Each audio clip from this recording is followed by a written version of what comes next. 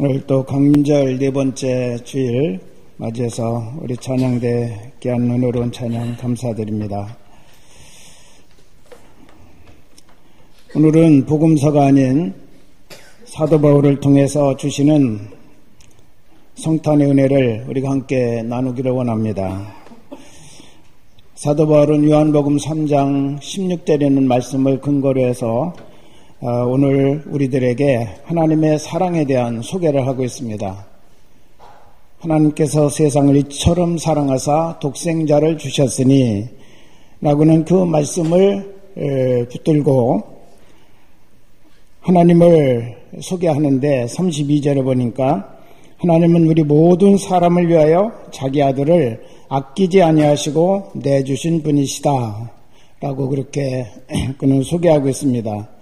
여기 내주셨다는 의미는 첫째는 하늘 영광을 버리고 낮고 천한 인간의 몸으로 이 땅에 태어나게 하셨다라고는 뜻입니다. 그래서 하나님께서 우리를 얼마나 사랑하시는지 또 우리와 함께 거하시는 임마누엘의 하나님이심을 드러내 주신 것입니다. 두 번째로는 아들의 몸을 십자가에 매달아 인류의 죄값을 대신 치르도록 하셨다고는 의미를 가지고 있습니다.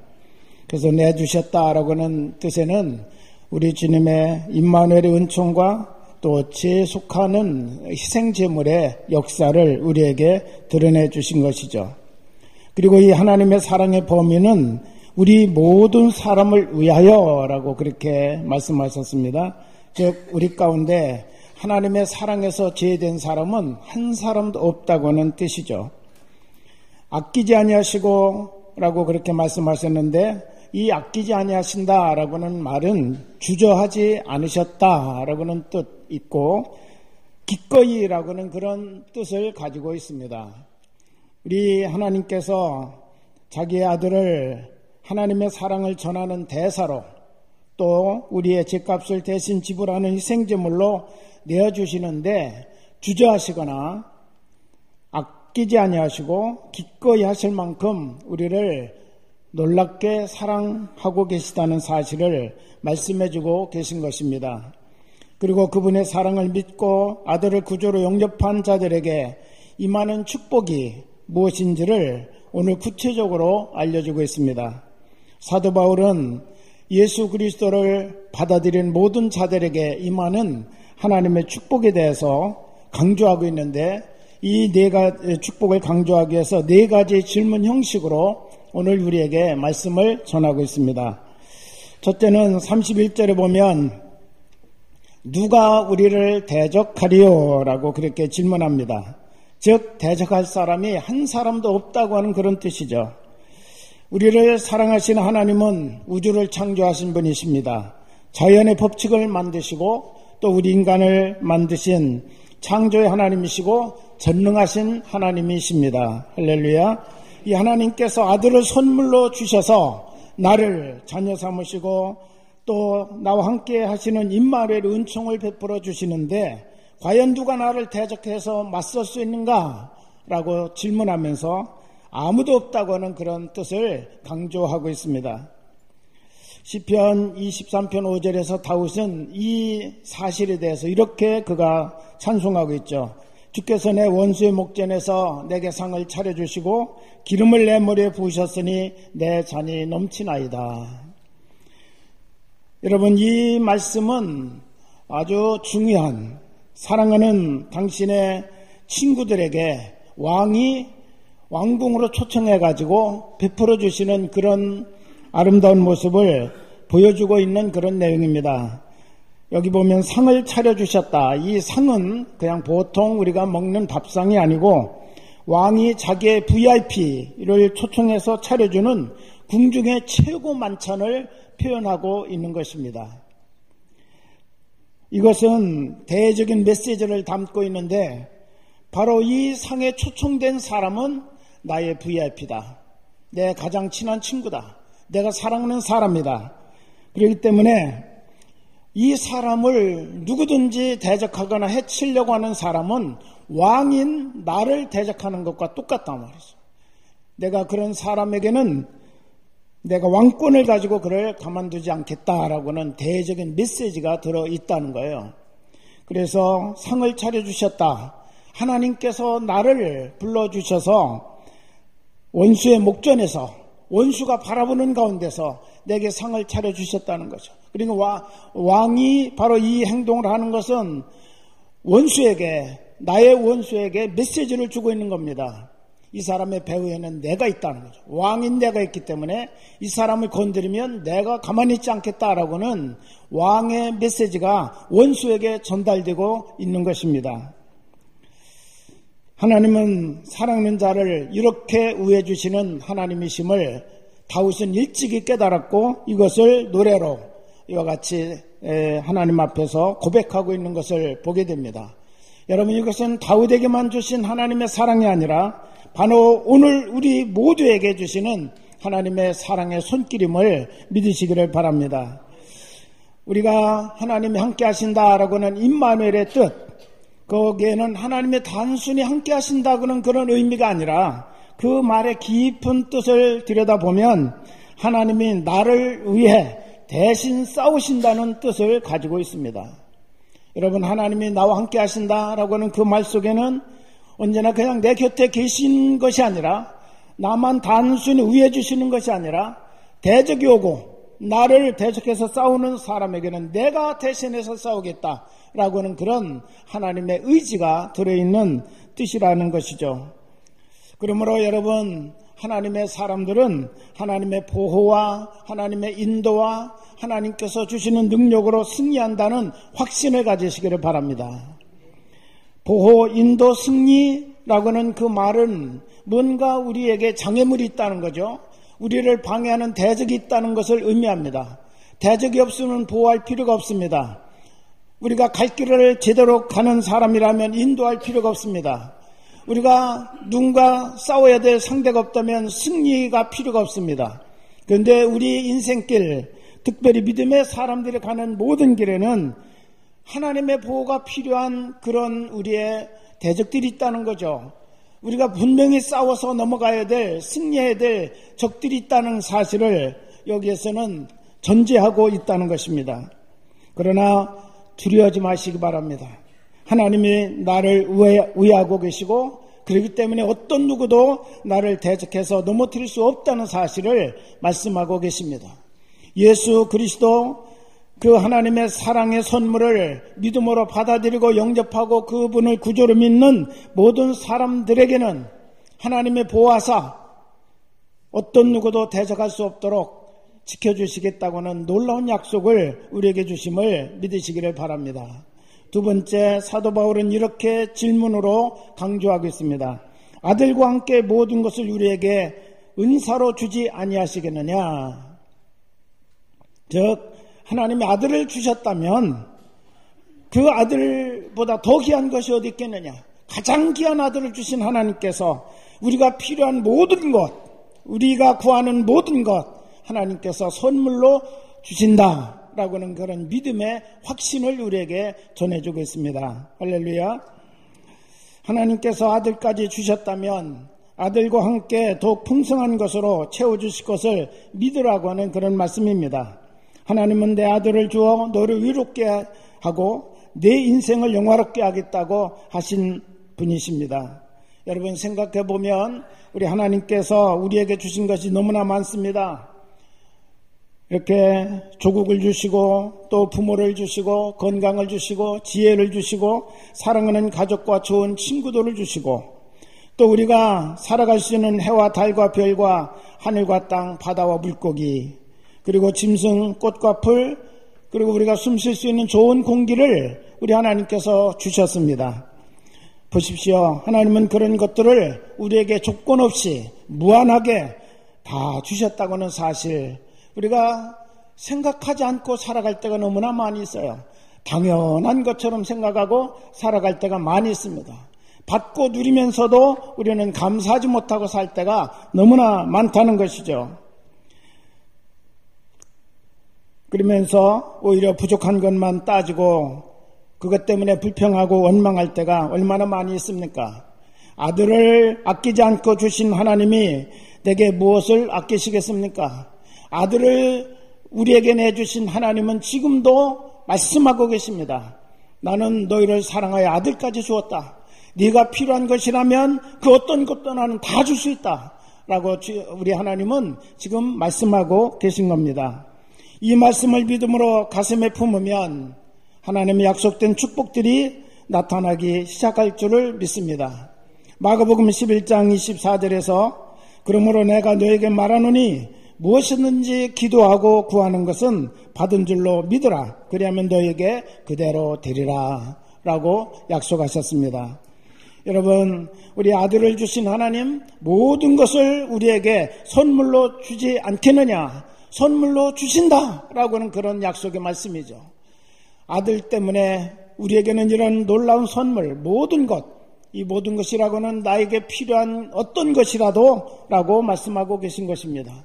이것을 우리가 약속으로 이미 받고 있다는 사실을 믿으시기를 바랍니다. 이 믿음을 가지고 구하기만 하면 우리 하나님께서 시행하시겠다고 하는 거예요. 지금까지는 너희가 내 이름으로 아무것도 구하지 아니하였으나 구하라. 그리하면 받으리니 라고 말씀하십니다. 사랑하는 여러분, 오늘 또 우리 하나님은 무한한 하늘의 보물창고를 열어놓고 계시고 나의 기도가 상달되기를 기다리고 계시다는 사실을 믿으시기를 바랍니다. 하나님이 인색해서 우리가 구하는데도 주시지 않는 것이 아니라 내가 구하지 않기 때문에 하나님은 다 준비하고 계신데 내가 구하지 않기 때문에 주실 수 없는 하나님의 안타까운 마음을 오늘 또 우리에게 전달하고 계십니다. 세 번째 질문은 어떤 질문입니까? 누가 택하신 자들을 송사하리요 정죄하리요 라고 질문합니다. 즉 아무도 택한 자들을 송사하거나 정죄할 자격도 없고 그럴 사람도 이제는 없다는 것이죠. 여러분, 택하셨다라고는 뜻은 무엇입니까? 다른 사람과 구별하여 뽑아주셨다라고 하는 그런 뜻이죠. 여러분과 저는 바로 그런 사람들입니다. 하나님이 다른 사람과 구별하여 뽑아 세우신 하나님의 사람들인 것을 믿으시기를 바랍니다. 그리고 하나님은 이렇게 뽑아 구별하고 세우신 한 사람 한 사람의 이름을 기억하십니다. 이사야서 49장 15절 16절에 보면 여인이 어찌 그 젖 먹는 자식을 잊겠으며 자기 태에서 난 아들을 국률이 여기지 않겠느냐. 그들은 혹시 잊을지라도 나는 너를 잊지 아니할 것이라. 내가 너를 내 손바닥에 새겼다라고 말씀하십니다. 할렐루야. 여러분, 어머니가 어떻게 자기가 낳은 자식과 젖 먹이는 아들을 잊겠습니까? 그런데 그들이 혹시 잊어버릴지라도 나는 결코 너를 잊어버리지 않고 내 이름을 내 손바닥에다가 새겼다라고 말씀하세요. 할렐루야. 하나님이 내 이름을 기억하고 계시다는 거죠. 하나님은 결코 내 이름을 잊어버리지 않겠다고 약속하고 계신 것입니다. 이사야 43장 1절에 보면 내가 너를 구속하였고 내가 너를 지명하여 불러나니 너는 내 것이라 라고 선포하고 계십니다. 우리는 하나님의 사람이기 때문에 구속한 그리고 하나님이 지명하여 불러낸 하나님의 사람이기 때문에 우리는 모두가 다 하나님의 소유요 하나님의 자녀입니다. 이런 하나님의 자녀들에 대해서 우리 하나님 내가 결코 내 이름 잊지 않겠다. 네 이름을 기억하고 있다. 내 손바닥에다 새겼다라고 이와 같이 선포하고 계신 겁니다. 이사야 43장 4절을 보면 네가 내 눈에 보배롭고 존귀하며 내가 너를 사랑하였은즉 이렇게 말씀하십니다. 네가 내 눈에 하나님의 눈에 여러분 하나님의 눈에 우리는 보배로운 존재, 존귀한 존재, 사랑받을 만한 존재라고 말씀하고 계십니다. 할렐루야. 우리 한번 같이 하실까요? 나는 하나님에게 보배롭고 존귀하고 사랑받을 만한 존재입니다. 할렐루야. 여러분 이거 믿으십니까? 우리는 이렇게 존귀한 존재라는 거예요. 아들을 대신 주고 우리를 죄 가운데서 사망 가운데서 건져내 사신 하나님께서 우리를 이렇게 사랑하지 아니할 수가 없잖아요. 그 엄청난 값을 지불하고 나를 하나님의 자녀로 삼으셨는데 하나님께서 얼마나 우리를 사랑하시는지를 우리가 알아야 됩니다. 내 존재 가치가 얼마나 소중하다는 사실을 우리 그리스도인들은 알아야 돼요. 그 정체성을 분명히 가지고 살아가야 된다는 거예요. 우리 한번 옆에 계신 분하고 인사하겠습니다. 당신은 하나님의 보배롭고 존귀하고 사랑스러운 존재입니다. 우리 한번 축복하시기 바랍니다.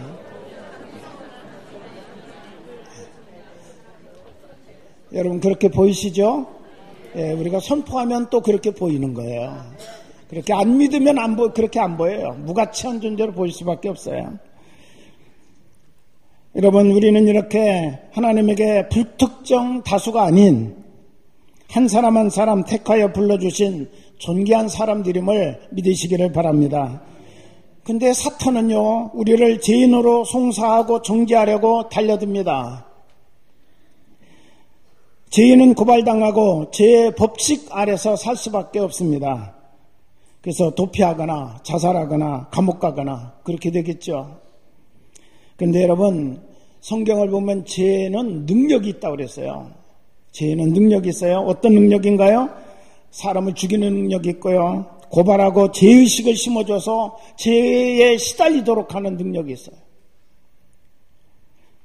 나를 고민하게 하고 밤잠 못 자게 하고 우울증으로 무기력하게 하고 미워하고 시기하고 질투하고 비판, 비관하게 하고 남에게 책임을 전가하게 하고 원망과 절망과 좌절하게 하는 능력이 죄 가운데 있다는 거예요. 그런데 사람들은 그것이 죄가 나를 다스리는 힘인 줄을 모르고 살아간다는 겁니다. 나의 특별한 성격이겠지 그렇게 생각하고 그대로 받아 넘기는 그런 경우, 또 질병의 한 현상인 줄로 착각하고 그 병만 고치려고 하지 죄를 처리하려고 하지 않는다는 거예요. 잠시 동안 우리가 뭔가 고쳐지는 것 같지만 근본적인 죄의 문제가 해결되지 않는 한 그 모든 현상들은 나에게서 떠나지 않게 된다는 것이죠. 그래서 끊임없이 죄의 세력에 시달리고 괴로워하는 때가 많이 있습니다. 그러나 여러분 이제는 주님 앞에 찬양하시기를 바랍니다. 죄와 사탄이 더 이상 우리를 고발할 수 없다는 사실을 믿으시기를 바랍니다. 예수님께서 십자가에서 나의 모든 죄를 지시고 돌아가심으로 나의 죄값을 이미 지불하셨습니다. 그래서 우리의 죄는 처리되었고 하나님께서 선포하시기를 너는 의로운 자다라고 이렇게 우리를 선포해 주셨습니다. 또한 주님은 이것을 확증하기 위해서 죽음에서 살아나셨고 승천하여 하나님 보좌 우편에서 지금도 우리를 위하여 기도하고 계신 분임을 믿으시기를 바랍니다. 오늘 34절을 보면 그는 하나님 우편에 계신 자요 우리를 위하여 간구하시는 자시다 라고 말씀하셨습니다. 여러분 예수님이 지금도 끊임없이 나를 위하여 간구하고 계십니다. 죄가 고발하지 못하도록, 사탄이 고발하지 못하도록 하나님 보좌 우편에서 나를 변호하고 계신 주님이심을 믿으시기를 바랍니다. 보에사라고는 말은 파라클레이토스라고는 헬라어인데 이 말은 법적인 용어로는 변호사라는 뜻이에요. 예수님이 보혜사이시고 성령님이 보혜사이십니다. 예수님은 지금도 하나님 보좌 우편에서 끊임없이 사탄이 우리를 죄인으로 송사합니다. 저 사람 죄인입니다. 죄를 벌하여 주셔야 됩니다. 죄에 대해서 심판하셔야 됩니다. 라고 말할 때마다 우리 예수님은 내 이름을 변호하시는 거예요. 보혜사가 되어주시는 거예요. 이미 저의 죄값은 제가 십자가에서 지불했습니다. 그렇기 때문에 저는 의인입니다. 하나님 앞에서 깨끗한 존재입니다. 정죄될 필요가 없습니다. 이미 저의 죄값은 내가 십자가에서 다 지불했습니다. 할렐루야. 이게 예수님께서 하나님 보좌 우편에서 지금도 나를 위해서 변호하고 계신 주님의 사랑이고 은총이라는 거죠. 거기에다가 우리를 위해서 끊임없이 기도하고 계시다는 겁니다. 여러분 우리 주님께서 베드로를 위해서 기도하셨다고 그랬어요. 베드로가 믿음이 떨어지지 않도록 기도했다 그렇게 말합니다. 그 말을 듣고 몇 시간 지나지 않아서 베드로는 배신자가 되었습니다. 예수님을 모른다고 부인하고 3번씩이나 나중에는 자꾸 다그치니까 예수님을 저주하면서 부인했다고 그랬어요. 근데 그것이 그의 가슴에 못이 박혀가지고 자기가 배신자라고는 것 스스로가 감당하지 못하고 괴로워했습니다. 그리고 나는 이제는 정말 주님의 길을 따라갈 수 없는 사람이라고 생각해서 돌아서서 나는 다시 물고기 잡으러 가겠다. 그리고 갈릴리 바다로 내려갔어요. 그런데 부활하신 주님이 그곳까지 찾아가셔서 시몬의 아들 요한아, 요한의 아들 시몬아, 네가 나를 사랑하느냐? 3번씩이나 다시 한번 그 확인을 하시고 내 양을 치라, 내 양을 먹이라. 그를 다시 불러 세우셨습니다. 그가 그때서야 그 배신자의 상처를 씻고 돌아서서 십자가를 거꾸로 지고 순교할 때까지 예수님을 구주로 전하고 복음의 증인으로 충성했던 것을 우리가 보게 됩니다. 여러분, 그 주님께서 지금도 하나님 보좌 우편에서 내가 믿음으로 승리하며 살아가도록 기도하고 계시다는 사실을 믿으시기 바랍니다. 내가 이 험한 세상에서 믿음을 지키고 하나님의 자녀로서 이 승리의 길을 걸어가는 것, 그것은 내가 잘나고 훌륭해서가 아니라 지금도 주님께서 나로 하여금 승리의 길을 걸어가도록 기도로 힘주시고 돌보고 계시기 때문에 주어지는 은총이라는 사실을 믿고 감사하시기를 바랍니다. 우리 주님께서 이와 같이 우리를 위하시는데 누가 우리를 송사하며 누가 우리를 괴롭힐 수 있겠습니까? 예수님은 말씀하셨습니다. 아들이 너희를 자유롭게 하면 너희가 참으로 자유하리라. 그리고 예수님은 축복하십니다. 너에게 평강이 있을지어다.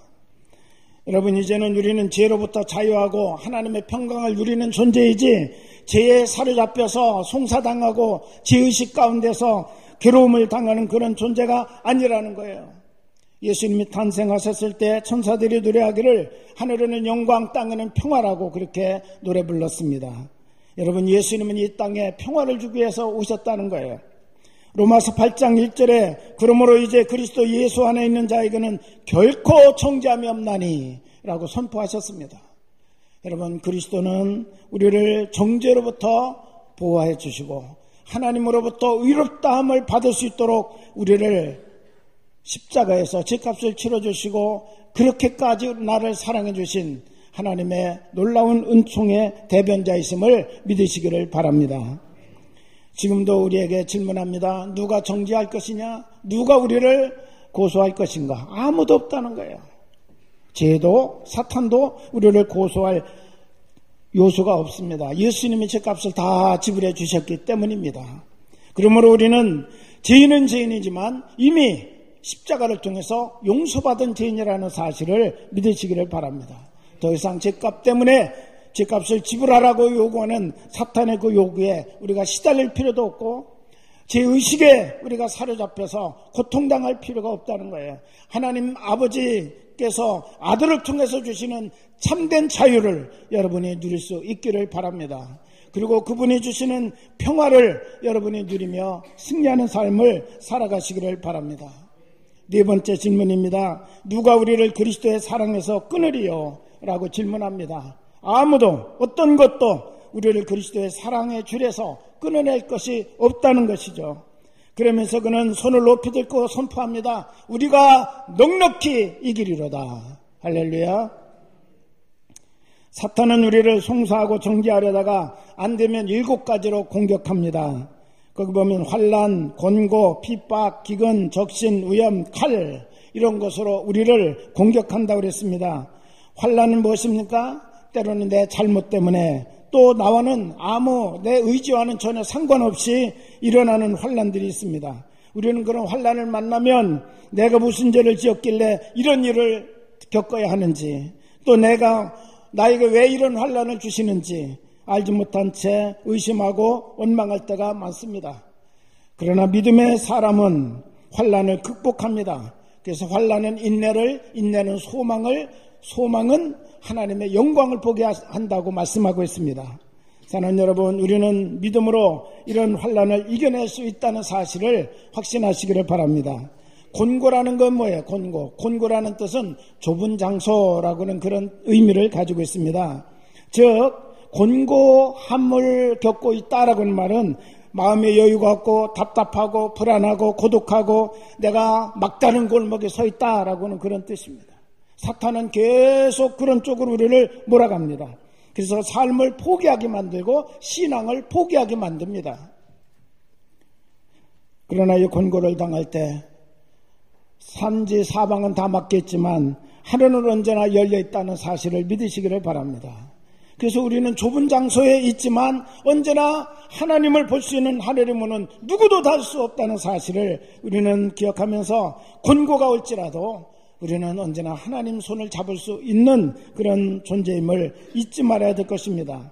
세 번째는 핍박입니다. 노골적인 의도를 가지고 미워하고 공격하는 것을 핍박이라고 그렇게 말합니다.